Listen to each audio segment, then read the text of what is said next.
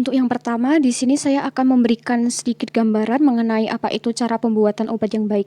Jadi CPOB di Indonesia sendiri pertama kali diterapkan pada tahun 1988, kemudian telah mengalami beberapa kali perubahan atau revisi, dan untuk saat ini kita mengacu pada CPOB edisi kelima yang termuat pada Peraturan Badan POM nomor 34 tahun 2018.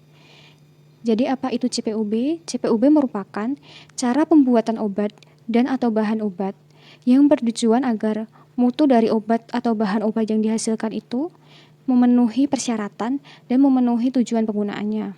Kemudian apa sih bahwa suatu industri farmasi tersebut telah lolos atau telah memenuhi persyaratan dari CPOB, yaitu dibuktikan dengan adanya sertifikat CPOB yang telah dikeluarkan oleh Balai POM. Kemudian, mengapa pembuatan obat itu harus menerapkan prinsip CPOB? Jadi, pengujian obat atau obat itu tidak hanya semata-mata lolos pengujian dan efektivitasnya terbukti, tetapi apabila dalam batch record-nya itu tidak lengkap atau misalnya ditemukan bahwa proses produksi tersebut pengujian bahan awalnya itu tidak dilakukan atau bahan pengamasnya itu tidak dilakukan pengujian, maka BPOM sendiri akan melakukan recall produk dan produk tersebut dianggap tidak akan lolos uji. Sehingga dalam hal ini mutu itu harus dibentuk ke dalam produk. Baik itu mulai dari bahan awal, bahan pengemas, proses produksi, bangunan, peralatan maupun personalia. Kemudian untuk mencapai mutu dari keenam komponen itu, maka kita perlu adanya suatu pedoman, yaitu CPOB. Sehingga dengan CPOB ini, maka output yang diharapkan itu adalah best quality yang sesuai dengan persyaratan. Kemudian, tujuan dan prinsip dari CPOB. Jadi dengan CPOB sendiri itu dapat menghindari terjadinya risiko yang pertama kontaminasi dan kontaminasi silang, kemudian dapat menghindari terjadinya risiko kekeliruan atau kesalahan pelaksanaan kegiatan, dan dapat menghindari terjadinya risiko ketercampuran baik antar produk maupun antar bahan. Kemudian untuk tujuan dari CPOB sendiri yaitu untuk menjamin bahwa obat itu dibuat secara konsisten. Misalnya, bila tablet pada batch pertama dibuat dengan warna biru, maka di batch kedua dan batch seterusnya itu juga harus dibuat dengan warna yang sama, yaitu warna biru. Kemudian dengan CPOB sendiri dapat menjamin bahwa suatu produk obat itu telah memenuhi persyaratan yang telah ditetapkan, baik dari persyaratan Farmakope Indonesia dan persyaratan dari CPOB sendiri. Kemudian dengan CPOB diharapkan bahwa obat itu telah sesuai dengan tujuan penggunaannya. Misalnya bahwa paracetamol itu diindikasikan untuk analgetik dan antipiretik, maka pasien dengan penyakit MAH ini tidak akan relevan bila menggunakan paracetamol. Kemudian CPOB sendiri ini pada dasarnya itu untuk menjamin bahwa produk atau mutu produk itu harus aman, bermutu, dan berkhasiat, sehingga tidak akan menimbulkan resiko yang merugikan bagi pasien jika dikonsumsi. Kemudian, dalam CPOB 2018 itu termuat 12 bab.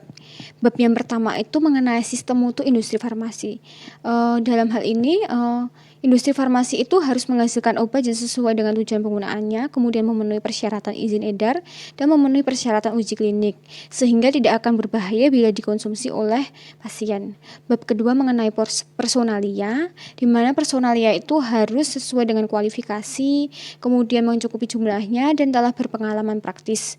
Bab ketiga itu mengenai bangunan fasilitas, bab keempat mengenai peralatan, bab kelima mengenai proses produksi, bab keenam mengenai cara penyimpanan dan pengiriman obat yang baik, bab ketujuh mengenai pengawasan mutu, bab kedelapan mengenai inspeksi diri, di mana tujuan dari inspeksi diri itu untuk mengevaluasi apakah semua proses produksi dan pengawasan mutu di industri farmasi tersebut telah memenuhi CPOB atau belum. Kemudian di bab ke-9 itu mengenai keluhan dan penarikan produk, bab ke-10 mengenai dokumentasi, bab ke-11 mengenai kegiatan alih daya, dan bab terakhir mengenai kualifikasi dan validasi.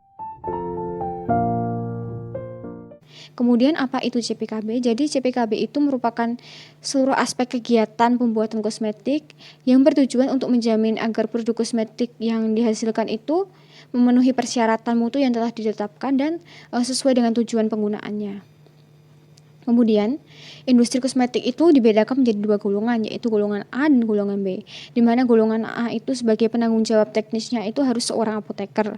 Kemudian harus memiliki fasilitas produksi yang sesuai dengan produk yang akan dibuat.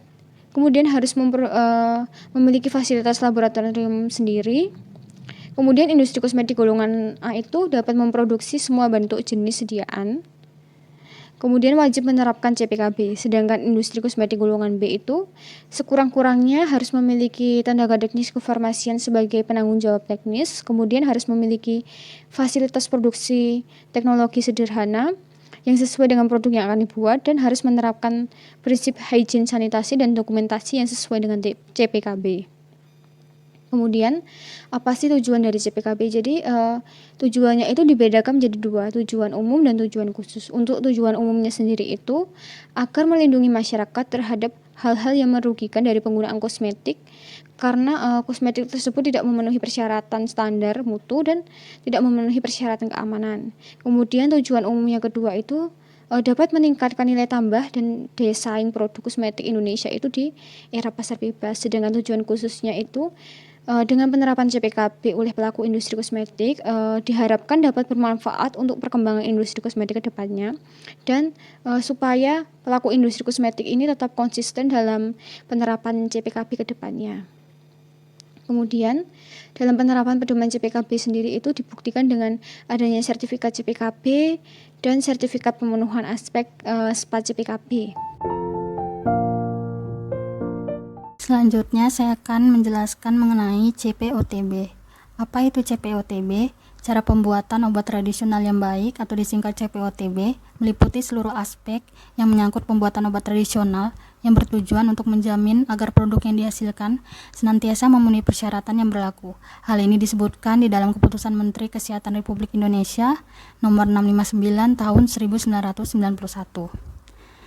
Di dalam Keputusan Menteri Kesehatan Republik Indonesia Nomor 659 Tahun 1991 ini tentang cara pembuatan obat tradisional yang baik, ada beberapa aspek di dalamnya, yaitu ketentuan umum, personalia, bangunan, peralatan, sanitasi dan hygiene, pengolahan dan pengemasan, pengawasan mutu, inspeksi diri, dokumentasi, serta penanganan terhadap hasil pengamatan produk di peredaran. Saya akan menjelaskan poin-poin ini satu persatu. Yang pertama ada ketentuan umum. Obat tradisional ini digunakan untuk mengobati dan memelihara kesehatan. Kemudian bangunan, proses pembuatan, peralatannya semuanya harus memenuhi syarat.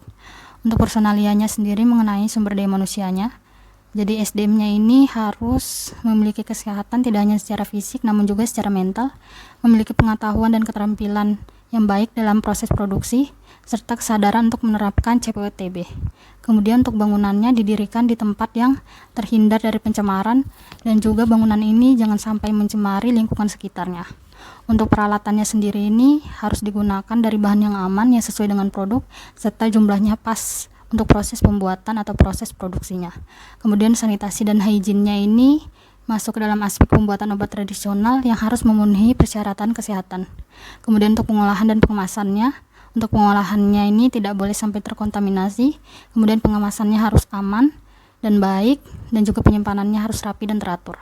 Kemudian untuk pengawasan mutunya ini harus selalu diawasi bahan bakunya, proses pembuatan produk agar tetap memenuhi persyaratan yang berlaku. Kemudian inspeksi dirinya ini meliputi kesalahan dan kelemahan dari produk itu sendiri yang harus diinspeksi secara berkala agar semuanya memenuhi CPOTB. Kemudian untuk dokumentasinya, seluruh riwayat lengkap tahap pembuatan dan produk serta nomor batch dicatat dan disimpan. Yang terakhir untuk penanganan terhadap hasil pengamatan produk di peredaran, yaitu mengenai keluhan masyarakat atau laporan masyarakat terkait efek samping yang merugikan, produk harus segera ditindaklanjuti, ditarik, kemudian jika memang efek sampingnya itu semakin membahayakan, produknya ini akan dimusnahkan. Kemudian bagaimana caranya mendapatkan sertifikat CPOTB? Industri obat tradisional, industri ekstrak bahan alam, usaha mikro obat tradisional, ataupun usaha kecil obat tradisional ini, jika ingin mendapatkan sertifikat CPOTB harus memenuhi persyaratan, dokumen administrasi, serta dokumen teknis.